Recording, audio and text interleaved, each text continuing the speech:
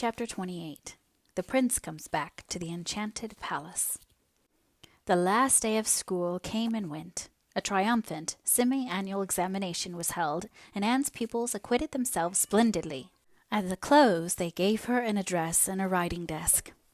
All the girls and ladies present cried, and some of the boys had it cast up to them later on that they cried too, although they always denied it.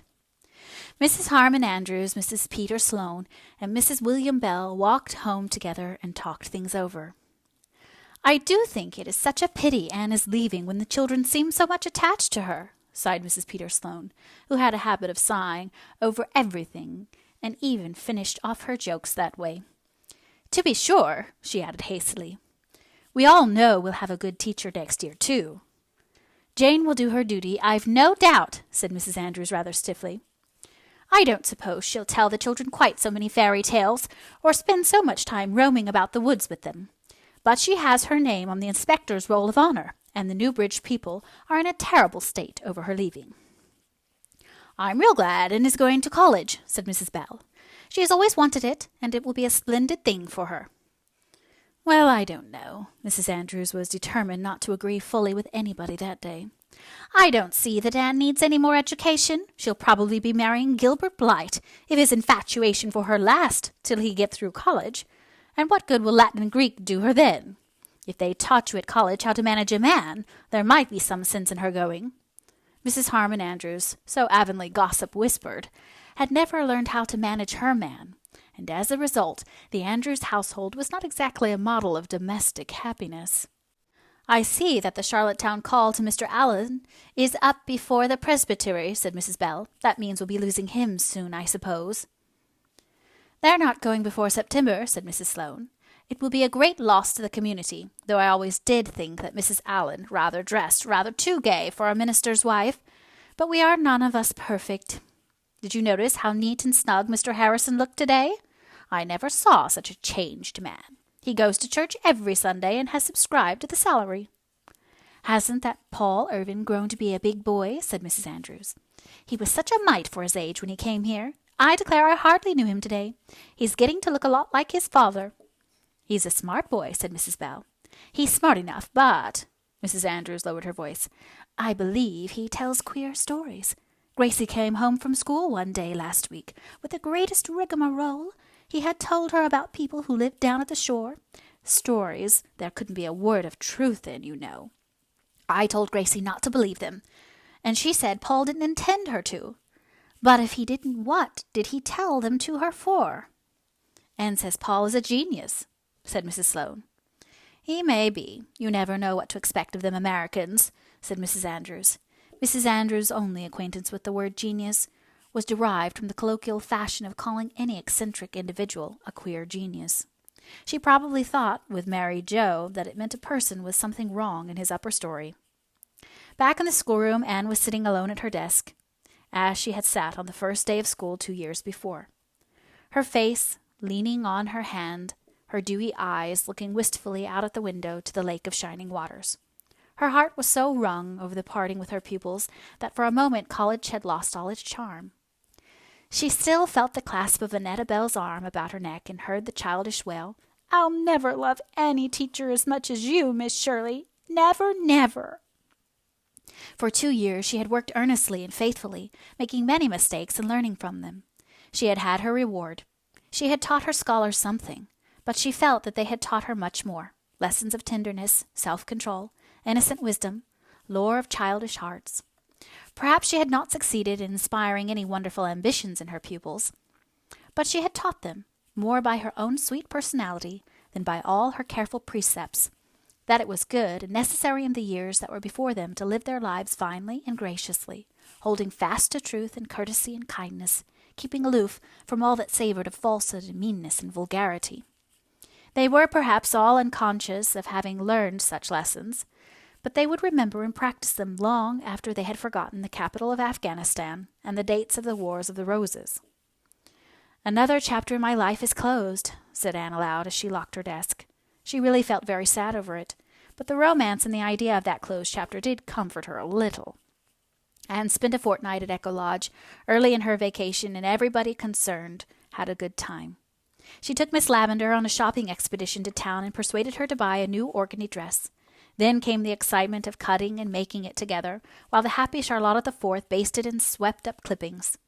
Miss Lavendar had complained that she could not feel much interest in anything, but the sparkle came back to her eyes over her pretty dress. "What a foolish, frivolous person I must be," she sighed. "I am wholesomely ashamed to think that a new dress, even it is a forget-me-not organdy, should exhilarate me so, when a good conscience and an extra contribution to foreign missions couldn't do it."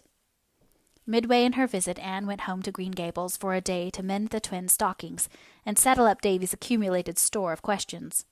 In the evening she went down to the shore road to see Paul Irving. As she passed by the low, square window of the Irving sitting room, she caught a glimpse of Paul on somebody's lap.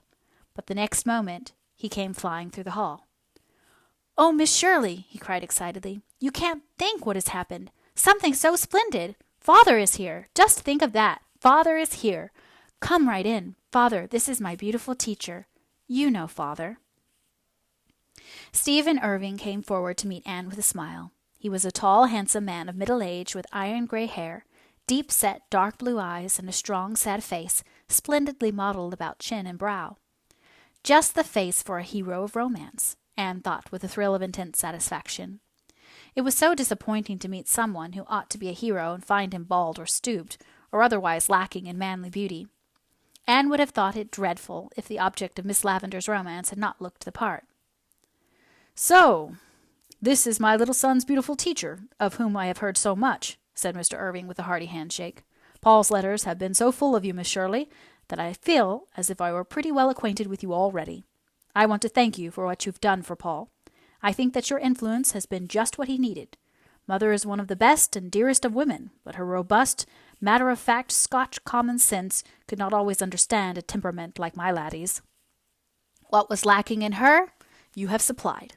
Between you, I think Paul's training in these past 2 years has been as nearly ideal as a motherless boy's could be." Everybody likes to be appreciated. Under Mr. Irving's praise, Anne's face burst flower-like into rosy bloom, and the busy, weary man of the world looking at her thought he had never seen a fairer, sweeter slip of girlhood than this little down-east school-teacher with her red hair and wonderful eyes. Paul sat between them blissfully happy. "I never dreamed Father was coming," he said radiantly. "Even Grandma didn't know it. It was a great surprise, as a general thing." Paul shook his brown curls gravely. "I don't like to be surprised. You lose all the fun of expecting things when you're surprised. But in a case like this, it is all right. Father came last night after I had gone to bed, and after Grandma and Mary Jo had stopped being surprised, he and Grandma came upstairs to look at me, not meaning to wake me up till morning, but I woke right up and saw Father. I tell you, I just sprang at him." "With a hug like a bear's," said Mr. Irving, putting his arms around Paul's shoulder smilingly. "I hardly knew my boy. He had grown so big and brown and sturdy." "I don't know which was the most pleased to see, Father, Grandma or I," continued Paul. "Grandma's been in kitchen all day making the things Father likes to eat.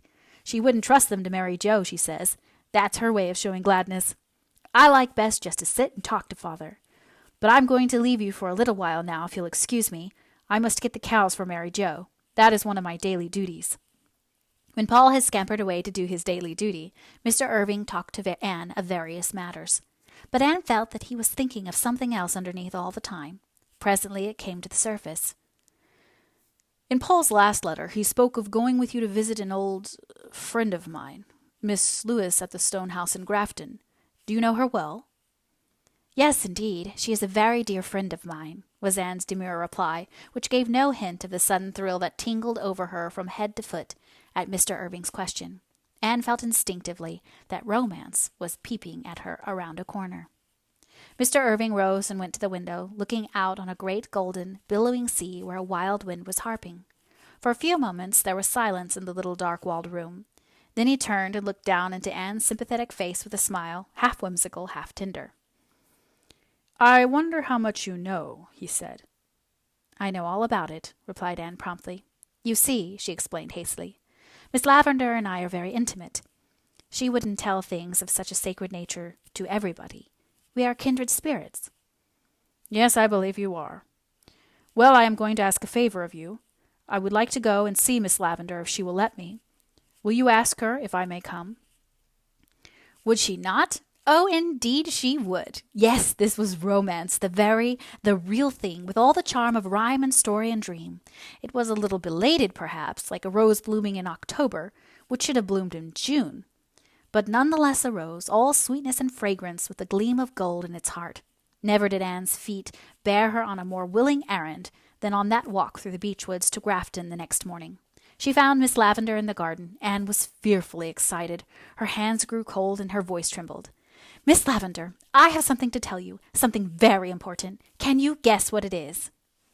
Anne never supposed that Miss Lavendar could guess, but Miss Lavendar's face grew very pale, and Miss Lavendar said in a quiet, still voice, from which all the color and sparkle that Miss Lavendar's voice usually suggested had faded, "Stephen Irving is home?" "How do you know? Who told you?" cried Anne disappointedly, vexed that her great revelation had been anticipated. "Nobody. I knew that it must be, just from the way you spoke." "He wants to come and see you," said Anne. "May I send him word that he may?" "Yes, of course," fluttered Miss Lavendar. "There is no reason why he shouldn't. He is only coming as any old friend might." Anne had her own opinion about that as she hastened into the house to write a note at Miss Lavendar's desk. "Oh, it's delightful to be living in a storybook," she thought gaily. "It will come out all right, of course. It must. And Paul will have a mother after his own heart, and everybody will be happy. But Mr. Irving will take Miss Lavendar away, and dear knows what will happen to the little stone house. And so there are two sides of it, as there seems to be everything in this world." The important note was written, and Anne herself carried it to the Grafton post office, where she waylaid the mail carrier and asked him to leave it at the Avonlea office. "It's so very important," Anne assured him anxiously. The mail carrier was a rather grumpy old personage, who did not at all look the part of a messenger of Cupid, and Anne was none too certain that his memory was to be trusted. But he said he would do his best to remember, and she had to be contented with that. Charlotta the Fourth felt that some mystery pervaded the stone house that afternoon, a mystery from which she was excluded. Miss Lavendar roamed about the garden in a distracted fashion. Anne, too, seemed possessed by a demon of unrest, and walked to and fro and went up and down. Charlotta the Fourth endured it till patience ceased to be a virtue. Then she confronted Anne on the occasion of that romantic young person's third aimless peregrination through the kitchen. "Please, Miss Shirley, ma'am," said Charlotta the Fourth, with an indignant toss of her very blue bows. "It's plain to see you and Miss Lavendar have got a secret, and I think, begging your pardon if I'm too forward, Miss Shirley, ma'am, that it's real mean not to tell me when we've all been such chums." "Oh, Charlotta, dear, I'd have told you all about it if it were my secret. But it's Miss Lavendar's, you see. However, I'll tell you this much, and if nothing comes of it, you must never breathe a word about it to a living soul. You see, Prince Charming is coming tonight. He came long ago, but in a foolish moment went away and wandered afar, and forgot the secret of the magic pathway to the enchanted castle, where the princess was weeping her faithful heart out for him. But at last he remembered it again, and the princess is waiting still, because nobody but her own dear prince could carry her off." "Oh, Miss Shirley, ma'am, what is that in prose?" gasped the mystified Charlotta. Anne laughed. "In prose, an old friend of Miss Lavendar's is coming to see her tonight." "Do you mean an old beau of hers?" demanded the literal Charlotta. "That is probably what I do mean. In prose," answered Anne gravely. "It is Paul's father, Stephen Irving, and goodness knows what will come of it. But let us hope for the best, Charlotta." "I hope that he'll marry Miss Lavendar," was Charlotta's unequivocal response. "Some women's intended from the start to be old maids. And I'm afraid I'm one of them, Miss Shirley, ma'am, because I'm awful little patience with the men. But Miss Lavendar never was. And I've been awful worried, thinking what on earth she'd do when I got so big I'd have to go to Boston. There ain't any more girls in our family, and dear knows what she'd do if she got some stranger that might laugh at her pretendings and leave her things lying round at their place and not be willing to be called Charlotta the Fifth. She might get someone who wouldn't be as unlucky as me in breaking dishes, but she'd never get anyone who'd love her better." And the faithful little handmaiden dashed to the oven door with a sniff. They went through the form of having tea as usual that night at Echo Lodge, but nobody really ate anything. After tea, Miss Lavendar went to her room and put on her new forget-me-not organdy, while Anne did her hair for her. Both were dreadfully excited, but Miss Lavendar pretended to be very calm and indifferent. "I must really mend that rent in the curtain tomorrow," she said anxiously, inspecting it as if it were the only thing of any importance just then. "Those curtains have not worn as well as they should, considering the price I paid. Dear me, Charlotta has forgotten to dust the stair railings again. I really must speak to her about it." Anne sitting on the porch steps when Stephen Irving came down the lane and across the garden. "This is the one place where time stands still," he said, looking around him with delighted eyes. "There is nothing changed about this house or garden since I were here 25 years ago. It makes me feel young again." "You know, time always does stand still in an enchanted palace," said Anne seriously. "It is only when the prince comes that things begin to happen." Mr. Irving smiled a little sadly into her uplifted face, all a star with its youth and promise. "Sometimes the prince comes too late," he said. He did not ask Anne to translate her remark into prose. Like all kindred spirits, he understood. "Oh, no, not if he is the real prince coming to the true princess," said Anne, shaking her head decidedly as she opened the parlor door. When he had gone in, she shut it tightly behind him and turned to confront Charlotta the Fourth, who was in the hall, all nods and becks and wreathed smiles. "Oh, Miss Shirley, ma'am," she breathed. "I peeked from the kitchen window, and he's awful handsome, and just the right age for Miss Lavendar. And oh, Miss Shirley, ma'am, do you think it would be much harm to listen at the door?" "It would be dreadful, Charlotta," said Anne firmly. "So just you come away with me, out of the reach of temptation." "I can't do anything, and it's awful to hang round such just waiting," sighed Charlotta. "What if he don't propose at all, Miss Shirley, ma'am? You can never be sure of them men. My older sister, Charlotta the First, thought she was engaged to one once, but it turned out he had a different opinion, and she says she'll never trust one of them again. And I heard of another case where a man thought he wanted one girl awful bad, when it was really her sister he wanted all the time. When a man don't know his own mind, Miss Shirley, ma'am, how's a poor woman going to be sure of it?" "We'll go to the kitchen and clean the silver spoons," said Anne. "That's a task which won't require much thinking, fortunately, for I couldn't think tonight, and it will pass the time." It passed an hour. Then, just as Anne laid down the last shining spoon, they heard the front door shut. Both sought comfort fearfully in each other's eyes. "Oh, Miss Shirley, ma'am," gasped Charlotta. "If he's going away this early, there's nothing into it, and never will be." They flew to the window. Mr. Irving had no intention of going away. He and Miss Lavendar were strolling slowly down the middle path to the stone bench. "Oh, Miss Shirley, ma'am, he's got his arm around her waist," whispered Charlotta the Fourth delightedly. "He must have proposed to her, or she'd never allow it." Anne caught Charlotta the Fourth by her own plump waist and danced her around the kitchen until they were both out of breath. "Oh, Charlotta," she cried gaily, "I'm neither a prophetess nor the daughter of a prophetess, but I'm going to make a prediction. There'll be a wedding in this old stone house before the maple leaves are red. Do you want that translated into prose, Charlotta?" "No, I can understand that," said Charlotta. "A wedding ain't poetry. Why, Miss Shirley, ma'am, you're crying. What for?" "Oh, because it's all so beautiful and storybookish and romantic and sad," said Anne, winking the tears out of her eyes. "It's all perfectly lovely, but there's a little sadness mixed up in it, too, somehow." "Oh, of course, there's a risk in marrying anybody," conceded Charlotta the Fourth. "But when all's said and done, Miss Shirley, ma'am, there's many a worse thing than a husband."